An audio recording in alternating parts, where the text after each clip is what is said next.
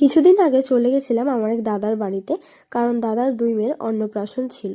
তো যাওয়ার পর তো অনুষ্ঠান শুরু হয়ে যায়, আর তারপর মুখে ভাত দেওয়া হয়, আর তারপর তো এটাও দেখতে হবে যে বাচ্চা খাতা পেন না টাকা কোনটা হাতে নেই।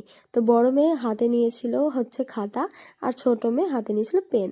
তো বেশ ভালোই দুপুরের অনুষ্ঠানটা সমাপ্ত হয়, আমরা ছবিও তুলি ভালোভাবে, টাইমটা কাটাই আর কি, খুব ভালো লেগেছিল।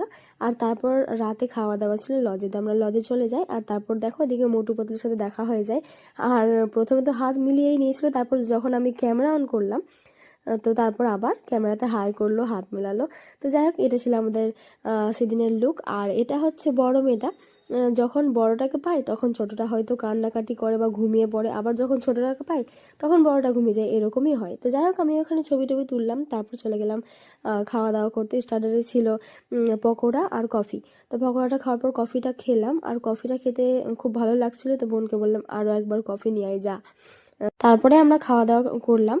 আর সমস্ত কিছু তো সবসময় ভিডিও করা সম্ভব হয় না। তো আজকের ভিডিওটা এতটুকু, কেমন লাগলো অবশ্যই জানিও। টাটা, দেখা হচ্ছে নেক্সট কোনো একটা ভিডিওতে।